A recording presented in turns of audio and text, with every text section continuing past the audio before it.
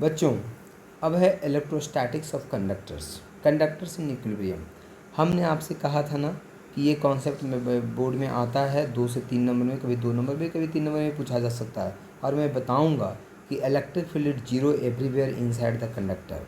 जो कंडक्टर होता है उसके इन साइड में इलेक्ट्रिक फील्ड की वैल्यू जीरो होती है। अब देखिए ये सारे क्वेश्चन यहाँ पे आ चुके हैं बेटा, तो इसको हम बोलते हैं इलेक्ट्रोस्टैटिक्स ऑफ कंडक्टर। कुछ पॉइंट्स हैं जिसे हमें अलग अलग डिस्कस करेंगे यहाँ पे।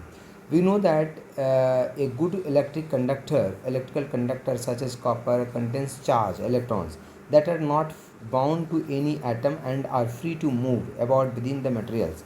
When there is no net motion of charge within the conductor is in electrostatic equilibrium. A conductor is electrostatic equilibrium has the following properties. Number 1, electric field is zero everywhere inside the conductor. जैसे एक conductor लिया, ठीक है, एक हमने यहाँ पे conductor लिया, ठीक है। कंडक्टर में क्या होता है, फ्री इलेक्ट्रॉन्स होते हैं जो मूव करते रहते हैं इनसाइड में उसके। हमने यहाँ पे एक एक्सटर्नल इलेक्ट्रिक फील्ड लगा दिया, हमने एक एक्सटर्नल इलेक्ट्रिक फील्ड लगाया कंडक्टर पे। जब कंडक्टर पे हमने इलेक्ट्रिक फील्ड लगाया तो क्या होगा कि जितने भी इलेक्ट्रॉन होंगे सब इलेक्ट्रिक फील्ड के अपोजिट डायरेक्शन में मूव कर जाएंगे। जितने भी पॉजिटिव चार्ज होंगे इलेक्ट्रिक फील्ड के साथ वाले डायरेक्शन में मूव कर जाएंगे।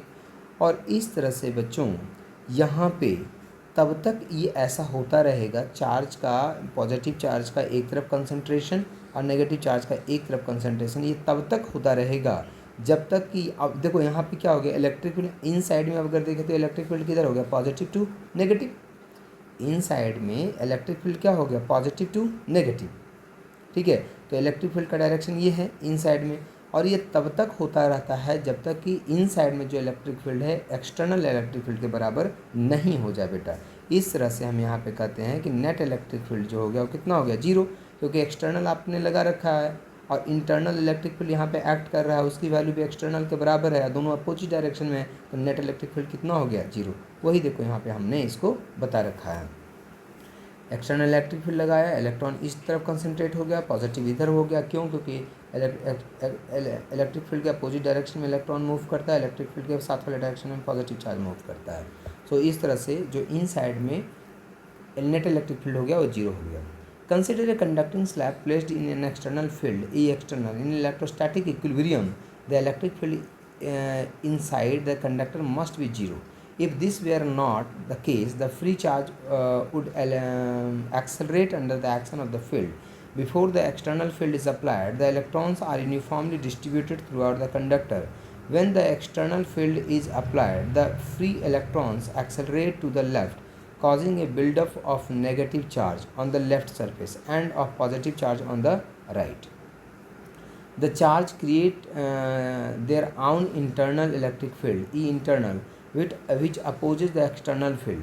The surface charge densities increases until the magnitude of internal electric field equals that of the external electric field, giving a net electric field E net of zero inside the conductor. In good conductors, the time it takes the conductor to reach the equilibrium is in the order of 10 to the power minus 10 second. It should be noted that induced charge appearing on the surface are equal to an opposite. जो induced charge appear करता है बेटा वो equal and opposite होता है बेटा, ठीक है। तो फर्स्ट कॉन्सेप्ट अगर ये आता है बेटा बोर्ड में कि electric field is zero everywhere inside the conductor, तो उसका ये कॉन्सेप्ट है, ये आपको लिखना है। नेक्स्ट जो है, the electric field must be normal at every point two the surface of the charge conductor. जो चार्ज कंडक्टर होता है बेटा हर एक पॉइंट पे जो इलेक्ट्रिक फील्ड होता है वो क्या होता है बेटा, नॉर्मल होता है। हर एक पॉइंट पे इलेक्ट्रिक फील्ड क्या होता है, नॉर्मल होता है। ये हमने आपको बता रखा है क्यों होता है, जो देखिए, if electric field E has a tangential component, the free charge would move along the surface creating the surface current and the conductor would not be in equilibrium. अगर जो इलेक्ट्रिक फील्ड है इसके कारण अगर टेंजेंशियल इलेक्ट्रिक फील्ड होगा, मान लीजिए कि यहाँ पे इस तरह से इलेक्ट्रिक फील्ड लगेगा तो इसका कंपोनेंट बन जाएगा। जब कंपोनेंट बनेगा बेटा तो दो कंपोनेंट बनेगा और इस कंपोनेंट के कारण जो इलेक्ट्रॉन है वो क्या करेगा, मूव कर जाएगा बेटा, और इस तरह से सरफेस जो करंट फ्लो कर जाएगा यहाँ पे, और जो कंडक्टर है वो इक्विलिब्रियम में नहीं रह पाएगा बेटा। इसीलिए इलेक्ट्रिक जो फील्ड होता है टेंजेंशियल कंपोनेंट इसका नहीं होता है, जब भी होता है तो उस पर परपेंडिकुलर होता है बेटा, इस तरह से, ठीक है। नाउ थर्ड में है any charge on an isolated conductor resides on its surface. कोई भी चार्ज आप देते हैं आइसोलेटेड कंडक्टर को तो वो उसके सरफेस पे रिसाइड्स करता है बेटा, इन साइड में नहीं जाता है। ठीक है, क्यों?